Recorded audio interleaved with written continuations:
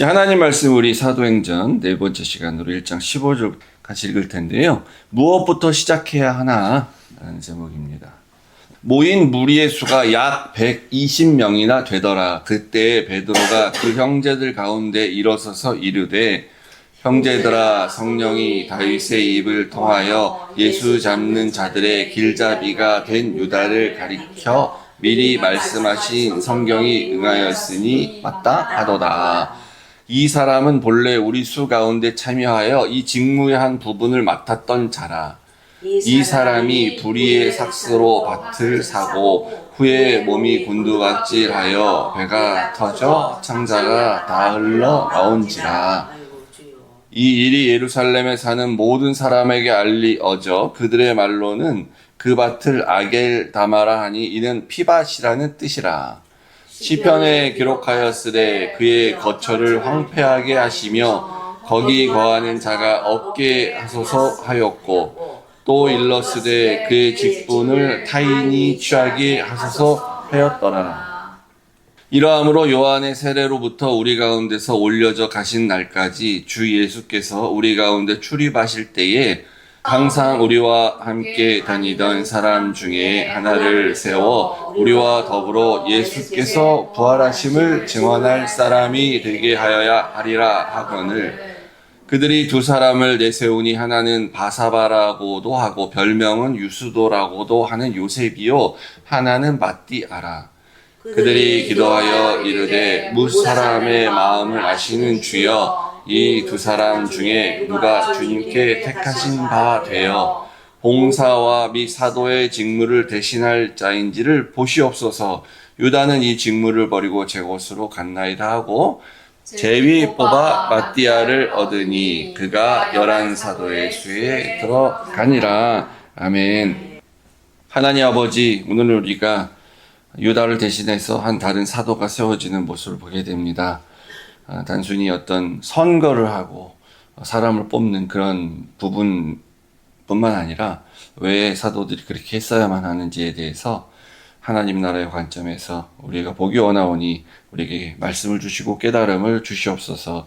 예수님 이름으로 기도했습니다. 아멘. 저는 이제 올해 60이 되는데요. 나이 얘기 들려는 게 아니고 그냥 제가 스스로 생각할 때, 저가 그래도 좀 나이에 비해서는 이렇게 좀 전자기기나 이런 거에 대해서 남들보다, 비슷한 또래보다 좀 잘하는다는 축이 들지 않나? 그럼에도 불구하고, 근데 요즘 신제품 나온 속도가 너무 빠르다 보니까, 어떤 거는 참 이게 좀, 이렇게 보면 난감할 때가 있어요. 그래, 저도 그냥. 이거 함부로 이 전원을 켜도 되나, 이 정도.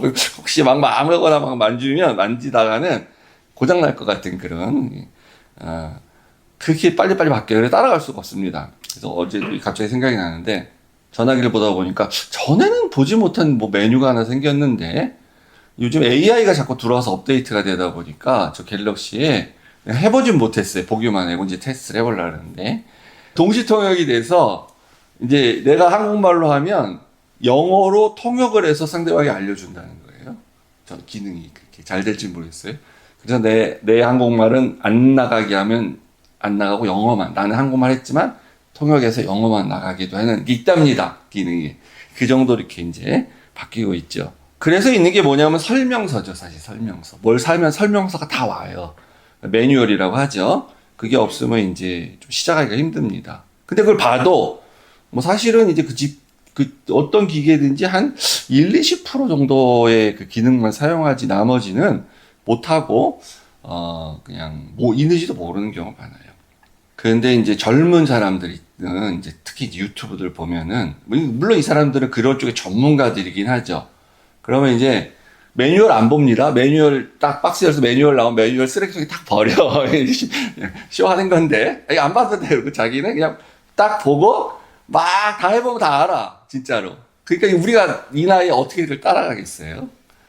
그래서 이게 이런 상황이 됐을 때 뭐부터 해야 되지 하는 난감한 그런 상황이 마치 오늘 제자들이 지금 뭔가 하긴 해야 되는데 이제 예수님은 승천하셨어요. 1장 8절에 그 유명한 말씀을 하시고 승천하셨습니다. 그러면 이제 남은 사람들이 뭔가 해야 돼. 안 계시니까 예수님은. 그러면 뭘 해야 되지, 지금? 첫 번째로 뭘 해야 되냐. 예수님이 땅끝까지 이르러 증인이 되라고 하셨기 때문에, 그럼 우리 나가서 이제 막 전도하고 예수에 대해서 말하고 막 부활 증거하고 뭐 그거 해야 되는 건가? 근데 이제 그러려고 생각해 보면 또 한편 걱정되죠. 예수님도 잡아 죽이는 사람들이 아주 바깥에 잔뜩 있는데 지금 막 우리가 막 업돼가지고 막 나가 산다고 그게 좀 해도 되는 건가? 함부로 나가면 안 될 것 같기도 하고 그러잖아요. 아니면 이제 예수님 기다리라고 했잖아요. 성령을 약속하셨죠. 보낸다고 약속하셨으니까 기다리라고 했으니까 기다리고 그럼 기도만 하고 있으면 되나? 그러면 또 언제 올지도 모르잖아요. 성령이 다 언제 온다는 건 말도 없고. 그래서 약간 지금은 이제 뭔가 알기는 알아, 분명히. 뭔가 뭘 해야 될 것 같기도 해. 근데 정확하게 뭐부터 해야 되는지는 좀 모르는 그런 상황이에요. 마치 아까 제가 말씀드린 것처럼 뭘 이렇게 전자제품 새로 사면은 대충은 좀 알아요. 약간. 근데 알긴 알지만 뭔가 함부로 또 만졌다가는 왠지 고장 날 것 같은. 그래서 뭘 해야 되나 이렇게 할 때 결국은 어떻게 해야 됩니까? 설명서를 보는 수밖에 없죠. 근데 요즘 설명서는 다 깨알같이 글자가 나와서 이 나이에 또 보려면은 볼 수도 없어. 어쨌든 이제 돋보기를 해서 봐야 됩니다. 그러면 이 제자들도 매뉴얼을 보는 수밖에 없어요. 제자들도 지금 뭘 해야 될지 모를 때 설명서를 보는 수밖에 없습니다. 이 제자들에게 설명서는 뭐죠? 그게 하나님의 말씀이에요. 하나님의 말씀, 성경. 당시에는 이제 신약 성경은 이렇게 완성될 때가 아니니까 구약 성경에 근거해서 이 상황에서 우리가 뭘 해야 될지를 생각을 하게 되고 베드로가 이제 먼저 생각했을 수 있어요. 먼저 얘기하는 것입니다. 그래서 베드로가 구약의 시편 두 구절을 인용을 하는데 20절에 이런 말하죠.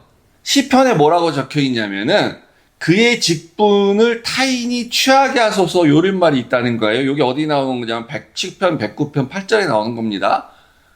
그러니까 원래 이 시편을 쓸 때 요 말은 무슨 유다를 염두에 두거나 유다에 대한 예언을 하는 것으로 쓴 게 아니에요. 당연히 딴 얘기를 한 거예요. 그런데 이 말을 딱 베드로가 생각했을 때 해석을 하는 거죠. 이 말을 봤을 때 우리가 지금 유다가 한 명이 빠져서 이제 없는 지금 11명만 사도가 남은 상황인데 누군가 한 명을 세워야 된다. 이렇게 생각한 거예요. 베드로는. 그게 지금 우리가 해야 될 일이다라는 거예요. 성령이 아직 임하지 않으셨지만 근데 지금 우리가 할 일이 그 일이다. 근데 어떻게 보면 성령이 임한 이후에 하는 게 더 좋을 수 있지 않아요? 왜냐하면 우리가 성령이 충만한 상태에서 뽑으면 더 좋을 거라고 생각할 수도 있지 않습니까? 근데 그렇지 않아요. 그러니까 뭐 그 이후에 해도 되고 전에도 되는 거지만 성령이 충만해질 때까지 아무것도 안 하는 것도 잘못입니다. 우리 평소에 원래 하나님이 주신 말씀에 근거해서 해야 될 걸 하고 그리고 특별한 목적을 위해서 성령이 임하셨을 땐 또 우리가 성령 충만해서 하고 이렇게 되는 거예요.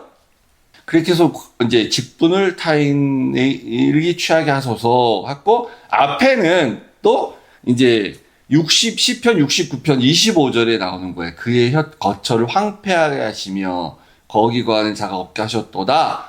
라고 해서 요 말도 유다에 대한 얘기는 물론 아니에요. 근데 유다란 자기의 동료인 유다가 그렇게 배반을 하고 은 30냥을 받아가지고 어떤 밭을 샀는데 결국 그것을 나중에 피밭이라고 부르게 되고 유다가 거기서 죽었다는 그런 이제 전승이 내려오고 그러면서 그 밭을 황폐한 곳이다라고 봤을 때 이 시편 말씀도 매뉴얼상으로 봤을 때 요 길로 가라는 거구나. 한 명을 더 뽑아라 라고 사도들이 재해석을 하게 된 것입니다.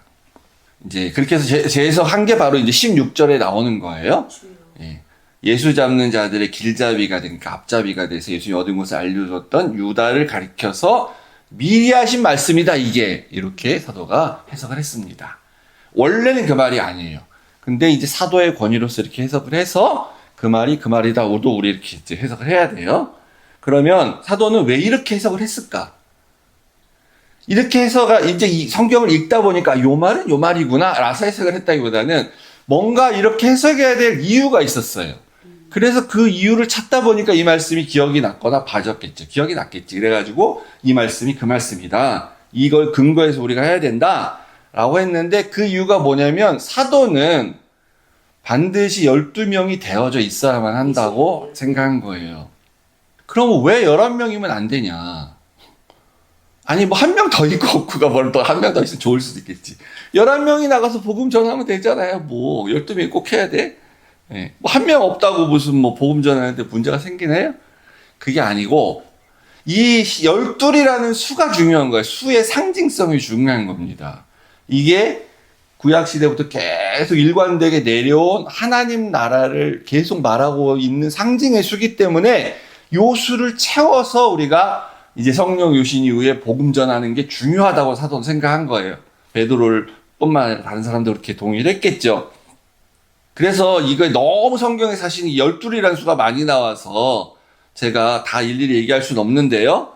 우리가 이제 제일 쉽게 아는 그 숫자, 야곱의 아들이 12이죠. 실제 12명이 더 돼요. 근데 12 중에 택해서 12지파를 만들죠. 그때부터가 본격적으로 이스라엘이 시작된 거예요. 이스라엘의 조상은 아브라함이지만 실제 이스라엘이라는 나라가 형성이 되기 시작하면서 하나님의 약속이 이제 실현된 거는 아브라함, 이삭, 야곱 때 와서 되는 겁니다. 야곱의 12아들, 12지파가 세워져요. 이게 뭘 당시에 상징하냐? 이제 하나님 나라의 백성 전체를 상징하는 거예요. 그러니까 12아들과 그 후손들, 이게 전체가 하나님의 나라다. 하나님의 백성이다. 라는 거죠. 그래서 신약에 와서 예수님이 사도를, 제자 중에서 사도란 칭을 붙이는 제자를 세울 때 12명을 세운 거예요. 그럼 뭐 100명 세우면 더 좋잖아요. 근데 왜 이렇게 안 해요? 12명. 구약의 12지파를 그대로 계승해서 이제는 신약 시대에 이 12명의 사도가 이제 구약은 이제 그런 개념에서 이렇게 발전해서 이제 구약은 없어진 거고, 그러니까 그 개념상은 없어진 거고, 앞으로 이제 이스라엘이란 나라를 넘어서서 전 세계에 세워지게 될 하나님의 나라, 하나님의 교회를 상징하려면 이스라엘이란 나라를 상징하는 12지파 갖고는 안 되는 거잖아요. 새로운 개념으로 12사도를 세우는 거예요. 그래서 이렇게 쭉 구약부터 해갖고 12이라는 숫자가 계속 상징적으로 나오다가 이제 결정적으로 그래서 이 마지막 이제 심판 때의 심판 이후나 그때 요한계시록 21장에 보면은 새 예루살렘이 내려와요. 새 예루살렘이라는 게 이제 하나님의 나라, 새 나라를 말하는 겁니다. 새 예루살렘이니까. 근데 여기 보면 계속 12이라는 숫자 나오잖아요. 12개의 문이 있고 그 성을 봤더니 12천사가 있고 그 문에는 12지파의 이름들이 새겨져 있고 동쪽의 셈은 이렇게 동서남북에 세 개씩 있어요. 문이. 그래서 곱하면은 더하면은 이게 12이죠. 문이 12개가 있어. 12개의 기초성 돌이 있고 거기에 또 12사도의 이름들이 적혀 있고. 그 17절에 가서 보시면은 성곽을 측량해 했더니 144규빗이었대더라. 144가 12 곱하기 12예요. 144예요.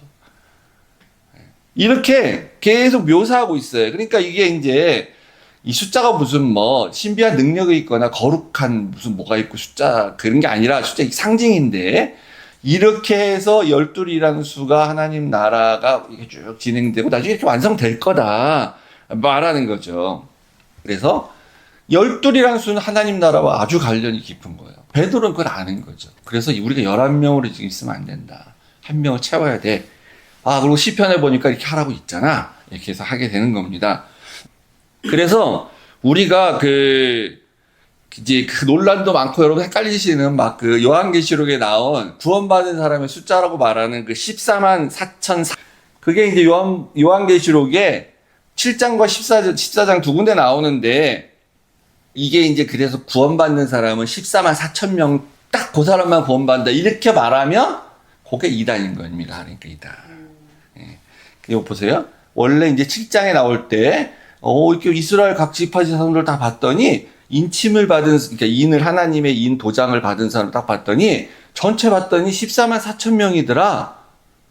이렇게 썼어요? 그래서 요게 왜 14만 4천이 되냐 근거가 이제 뒤에 설명이 나왔는데 7장에 각 지파에서 12,000명씩. 예.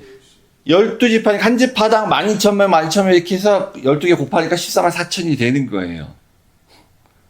그래서 이제 또 나중에 넘어가서 14장에서 보니까 이 속량을 받은 사람이, 그 사람이 그 사람이야. 똑같이. 14만 4천이 이렇게 있더라. 그래서 이제 빨리 14만 4천에 안 들어가면은 당신은 지옥 간다. 그건 못 받는다. 이렇게 해가지고 가리키는 게 이제 요게 이단인 겁니다. 이단. 근데, 자, 아까 제가 드린 말씀 12라는 숫자를 가지고 한번 보세요. 그러니까 이게 꼭 맞는 건 아니에요. 뭐 제 해석이.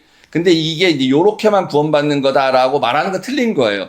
근데 요거를, 이 숫자 다시 보세요. 14만 4천이 처음에는 12지파에서 12,000명씩 해서 이렇게 12 곱하기 12,000이니까 14만 4천이 나왔죠? 근데 14만 4천을 12지파와 12사도라는 의미에서 나눠서 보면 이제 12 곱하기 12이면 아까 144가 된다 그랬죠? 거기에 1000을 더 곱하면 14만 4천이 되죠? 1000이라는 수는 완전수예요. 충만한 수. 당시 사람들 개념이. 그러니까 10, 100, 1000, 만, 10만 이렇게 가는 수는 요 자체가 완전수입니다. 그러니까 11조를 그래서 우리가 드리는 거예요. 10. 근데 10을 다 드릴 수 없으니까 10이라는 게 술은 10인데 그러니까 충만한 100% 전체란 뜻이거든요. 그래서 상징의 의미로서 10분의 1, 11조를 드리는 거죠. 언급할 때도. 그러니까 12지파와 12사도 요렇게 곱해서 1000을 곱하면 14만 4천이 나오는데, 그러면 이게 단순히 사람 수가 그렇다는 게 아니고 뭔 말이겠습니까? 구원받아야 될 모든 사람이 한 명도 누락 없이 완전하게 모든 사람이 다 구원받게 된다. 그런 의미인 거예요, 숫자가. 그 총합을 대표로 딱 말하는 거죠. 그러니까 전체다라는 건데, 구체적으로 전체라 그러면 이게 도대체 몇 명인지 모르잖아요. 숫자로 딱 표현하면 이렇게 쓰지만 요 의미는 모든 사람, 구원받아야 될 마땅한 모든 사람을 다 받게 된다라는 그런 대표적 숫자인 거죠. 그래서 이 한 명을 보충하는 게 중요한 겁니다. 지금 그래서 그걸 하는 거예요. 12명이 되는 게 중요해요. 근데 우리 아까 이제 15절에 봤을 때도 공교롭게도 그날 모인 사람이 약 120명이더라. 이렇게 얘기하지 않습니까? 물론 정확히 120명 아닐 수 있어요. 약 이랬으니까. 근데 왜 딱 120명 잘라서 이렇게 했겠어요?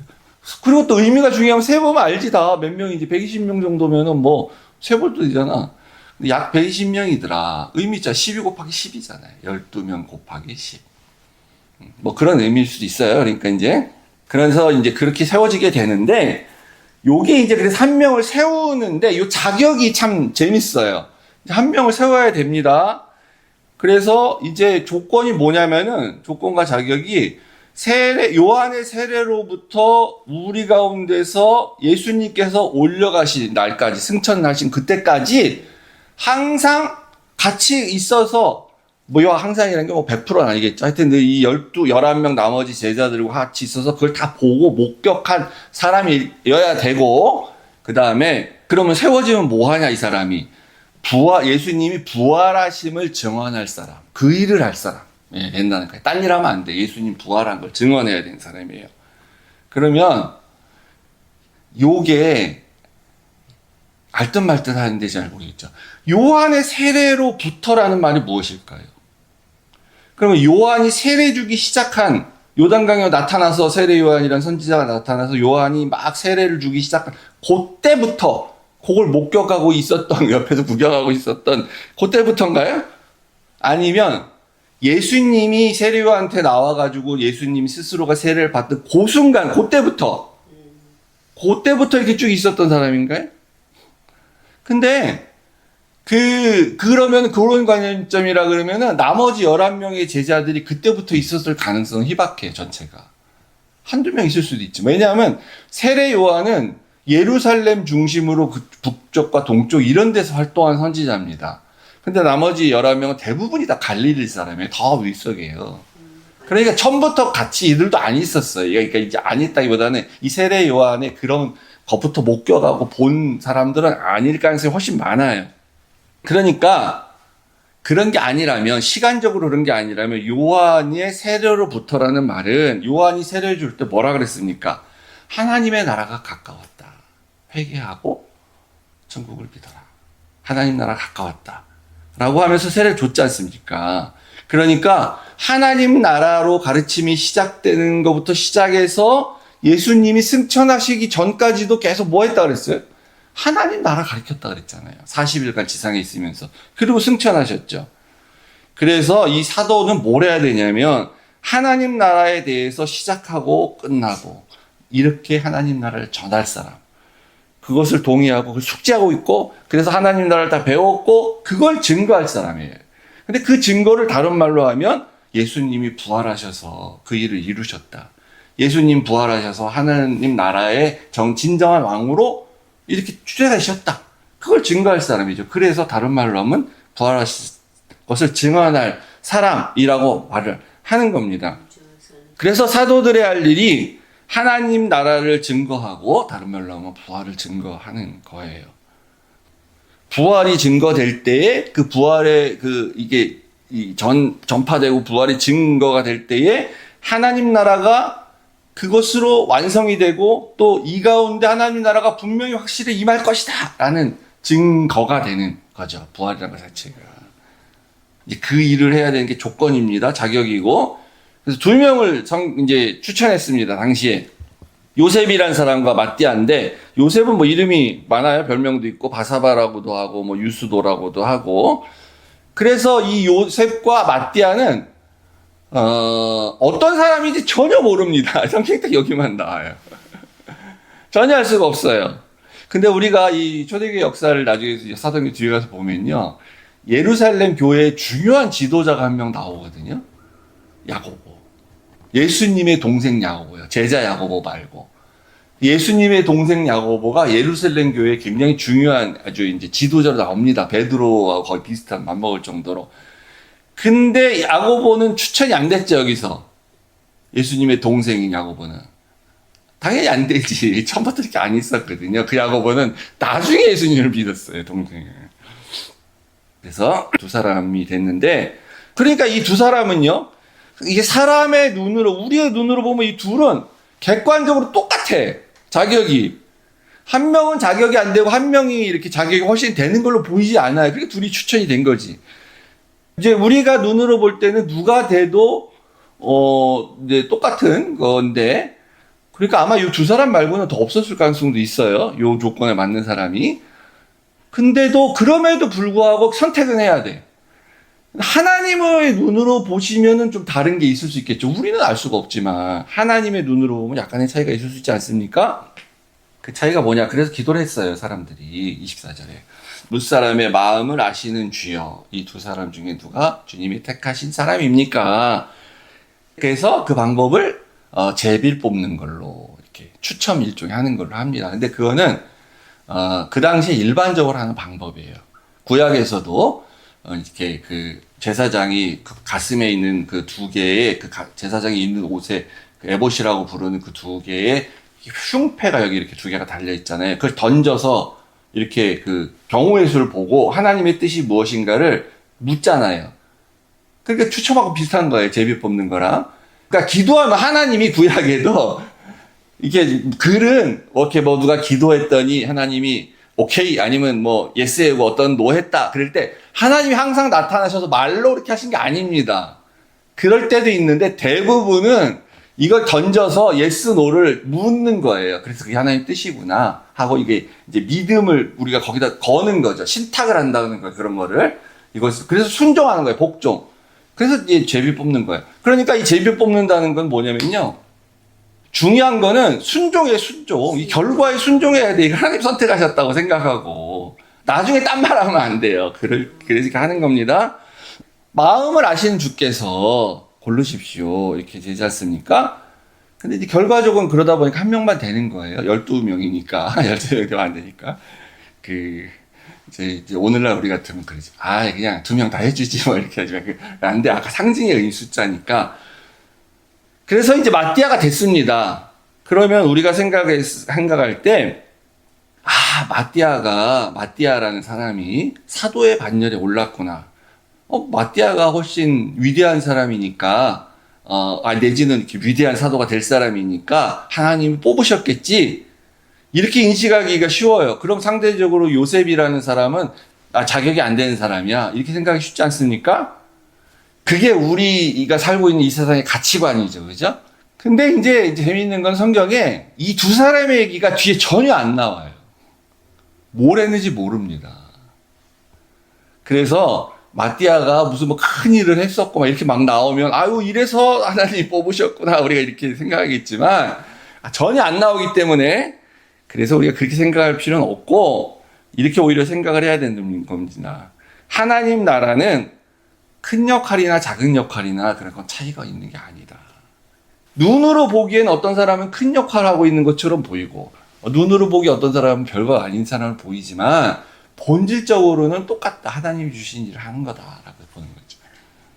사도들이 물론 위대하고 하지만 그러나 뭐라 그러셨습니까? 예수님께서 천국에서는 이자보다 세례 요한보다 더 크다. 다른 사람들이 얘기하지 않습니까? 그러니까 중요한 건 마음이에요. 마음. 네, 마음이 진짜 우리가 마음을 들여다볼 수가 없어가지고 문제지. 사람의 마음을. 중요한 거는 마음이에요. 마음을 아시는 하나님은 선택을 하실 수가 있습니다. 위로가 좀 돼요. 약간 그래서 마음. 그러니까 어떤 마음으로 하는지 주님 아시죠? 이렇게 저도 생각할 수 있고 겉으로 보기에는 화려하고 큰 막 능력이 있고 뭐 대형교회 뭐 목사고 막 이렇게 해서 차이가 나는 것처럼 보이지만 그 속마음은 모르죠. 어떻게 알아. 그러니까 물론 대부분은 다 건전하게 조용을 하시죠. 근데 가끔 지난번에도 설교 시간 말씀드렸지만 한 번씩 터지잖아요. 그런 어떤 이상한 분. 그래가지고 그러면 그분의 마음이 속이 그게 아니구나 이제 우리가 이렇게 알지 않습니까? 그러니까 이제 내 마음은 어떤가 스스로 생각해 보일 수도 있고요. 마음을 보시는 하나님께서 다 아시겠지 하고 위로를 받고 그렇게 할 수 있고 목사들도 그렇지만 이제 성도님들도 마찬가지입니다. 교회에서 맨날 그러니까 막 임직식 하고 나면 교회가 한바탕 홍역을 다 치르잖아요. 누구는 권사가 되고는 누구는 뭐 권사 되고 싶은데 못 되고 뭐 그런 거 비일비재하게 있지 않습니까? 그래가지고 그 갈등이 되고 막 누구 섭섭하다 그러고 막 이제 하는데 인간적인 마음은 이해가 되지만 그러나 그걸 막 내색해가지고 분란을 만들고 교회 옮기고 나 장로 시켜주는 교회 갈 거야 그러고 그냥 휙 옮기고 그 마음 하나님 다 아신다니까. 그런 사람은 안 돼. 천국의 백성으로 뽑히지 못해. 그런 사람들은. 그러니까 항상 겸손하게 차이가 없다. 나는 또 내가 주어진 일에서 이렇게 역할을 해야지. 그런 하나님 다 아신다. 이렇게 하고 살아야 되는 거고 그게 믿음입니다. 오늘의 이 사도를 세우는 이 모습에서는 우리가 그것을 볼 수가 있고요. 그 다음에 중요한 것은 12이라는 수가 중요한 거다. 하나님 나라의 관점에서. 그러니까 우리가 항상 하나님 나라를 사모하고 그 하나님 나라가 계속 성경에 말한 것처럼 요한계시록에 말한 것처럼 반드시 그렇게 이루어져서 새 예루살렘으로 새 땅과 새 하늘로 내려오고 이 땅 가운데 우리가 아까 묘사된 대로 그런 성의 모습 12개의 문이 있고 12개 이런 거 다 보게 될 거다. 분명히 그런 날이 올 거다라고 믿고 사는 그러한 믿음을 이 12이라는 숫자가 주게 되는 거고 사도들이 그래서 뭘 해야 될지 모를 이때 가장 중요한 거 사도를 세우는 거 한 명. 그리고 나서 이제 그 다음에 바로 오순절 성령이 이제 임하게 되는 것입니다. 우리 성도님들 그런 믿음을 가지고 살아가시길 주의 이름으로 축복합니다. 그래서 우리가 하나님 말씀 앞에서라는 찬양 같이 할 텐데요. 이 노래가 좀 따라하기 좀 약간 어려울 수도 있어요. 앞에는 그냥 들으시면서 이제 좀 따라할 수 있는 건 따라하시고 뒷부분에 가면은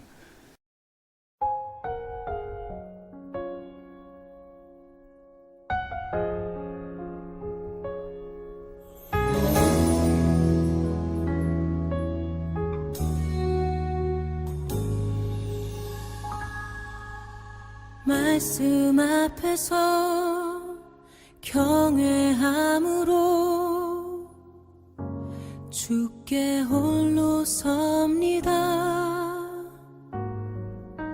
생명의 말씀 읽고 순종해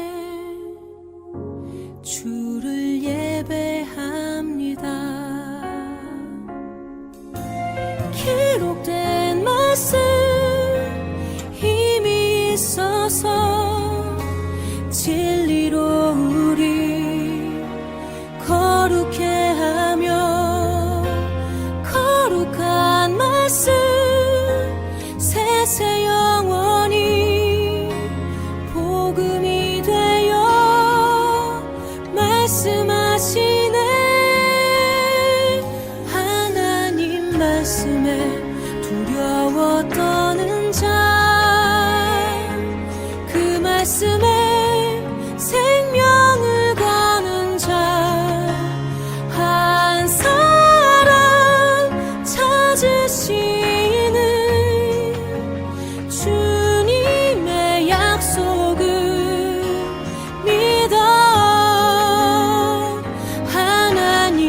손에 운명을 거는 자